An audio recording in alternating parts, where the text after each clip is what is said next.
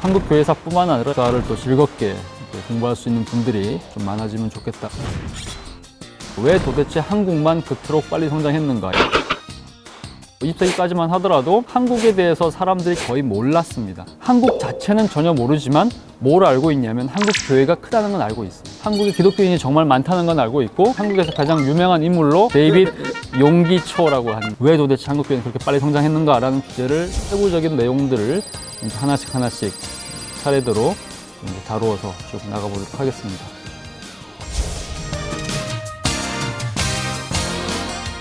자, 여러분 반갑습니다. 광주에 있는 합동교단 같은 소속이죠.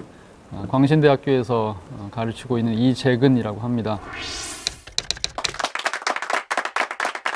이번 강의의 또 목표 중에 하나는, 여러분들 이 강의를 들으시면서 한국교회에 대한 이제 강의에 어떤 관심이 좀 생겨서 또 이렇게 제가 한 이야기들을 또 이런저런 자료들을 가지고 좀 찾아보시고, 책을 좀 읽어보시고, 또 역사를 또 즐겁게 이렇게 공부할 수 있는 분들이 좀 많아지면 좋겠다는 것이 제 희망이고 바람입니다. 자, 오늘 강의의 제목은요, 그냥 좀 직설적으로 잡았습니다. 초기 한국 기독교는 왜 그토록 빨리 성장했을까라는 주제입니다. 이 주제가 굉장히 이제 많은 사람들한테 실제로 관심사이기도 하고, 이게 이제 한국교회에만 관심사가 아니고 실제적으로는 이제 전 세계에 있는 모든 학자들의 관심사입니다. 왜 도대체 한국만 그토록 빨리 성장했는가, 이런 거죠. 그러니까 지금 같은 경우 이렇게 얘기할 수 있을 것 같아요. 예를 들면 지금은 이게 갑자기 한국이 이제 코로나 사태 대응을 너무 잘해버리는 바람에 갑자기 한국이 좀 좋은 나라가 됐어요. 그래서 사람들이 되게 선호하는 나라가 됐고, 그 다음에 그 직전에는 뭐 BTS라든지 뭐 한류 이런 열풍이 불면서 한국이 영화도 막 이렇게 뜨고 이러면서 한국이 이제 좋은 나라로 이렇게 인식이 막 최근에 되기 시작한 건데, 그건 정말 최근 얘기고요. 우리가 실제로 2000년이 되기 이전에 19세기, 20세기까지만 하더라도, 19세기 말할 것도 없고 20세기까지만 하더라도 한국에 대해서 사람들이 거의 몰랐습니다. 그러니까 실제로 제가 이제 그 유학 가서 있는 그런 기간만 하더라도 한국에서 왔다 그러면 한국은 일본어 써요? 중국어 써요? 이렇게 물어보는 사람도 있을 만큼, 기독교인들인 경우에는 특별하게 한국에 대해서 좀 잘 아는 경우들이 있습니다. 그러니까 왜 그러냐면 한국 자체는 전혀 모르지만 뭘 알고 있냐면 한국 교회가 크다는 건 알고 있어요. 한국에 기독교인이 정말 많다는 건 알고 있고, 그 다음에 이제 한국에서 가장 유명한 인물로 데이빗 누구죠? 데이빗 초 누군지 아세요? 네.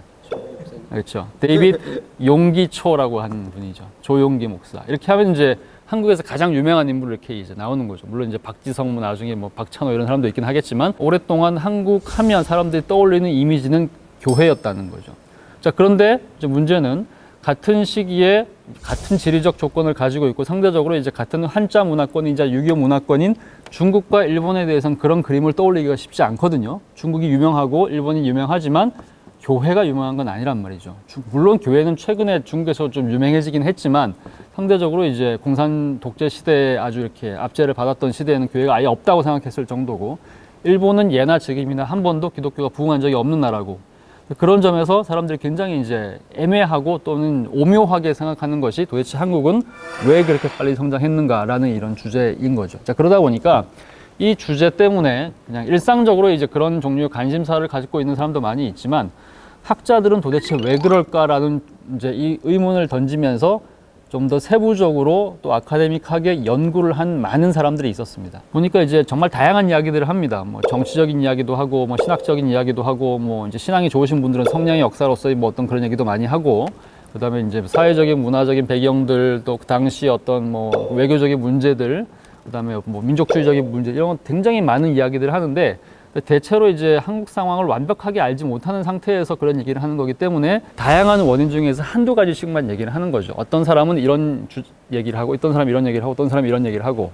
제가 이제 봤을 때는 이제 그런 종류의 이야기를 이제 좀 더 총체적으로 하기 위해서는 이런 다양한 사람들의 이야기를 좀 종합할 필요가 있겠다는 생각을 했고, 그 다음에 이제 신학을 알 뿐만 아니라 교회사도 알아야 되고, 일반 역사도 좀 알아야 되고, 그 다음에 무엇보다도 이제 미국 교회 역사와 한국 교회사가 어떻게 연결되는지 이런 것도 좀 알아야 되고, 한국과 중국과 일본에서 각각의 성장했고 탄생했던 기독교가 어떤 식으로 이제 전개됐는지 그런 것도 좀 알아야 되고, 각각의 나라들의 어떤 역사적인 배경 이런 것들도 알아야지 이 총체적으로 이 그림이 좀 잡히겠다는 생각을 이제 한 거죠. 제가 볼 때는 이제 한 8가지 정도로 한국 교회가 성장한 이제 그런 비결, 왜 도대체 한국 교회는 그렇게 빨리 성장했는가라는 주제를 이제 한 8가지 정도로 정리할 수 있겠다는 생각이 들었습니다. 제목은 그래서 이제 초기 한국 기독교는 왜 그렇게 빨리 성장했는가라는 주제로 8가지 얘기를 할 거고, 그다음에 부제가 있습니다. 부제가 뭐냐면 초기 한국 기독교의 부흥에 끼친 중국 및 일본 기독교의 영향이라고 잡았어요. 제가 이제 이건 결론 같은 겁니다. 결국에는 이 8가지의 이유들이 각각에 다 복합적으로 작동을 하면서 한국 교회가 성장한 것을 확인할 수가 있는데, 이 모든 것들을 최종적으로 결론을 내린다면 이것은 우리만의 원인이 아니었다는 거죠. 뭐 우리가 잘나서 또는 뭐 우리가 뭐 특별해서 이런 거라기보다는 오히려 말하자면 일종의 이제 우리가 후발주자였기 때문에, 한국에 들어온 선교사들이 되게 늦게 들어왔기 때문에 말하자면 이제 일본과 중국에서 있었던 시행착오를 줄일 수 있었다라는 거. 그래서 이제 그 세부적인 내용들을 이제 하나씩 차례대로 이제 다루어서 쭉 나가보도록 하겠습니다.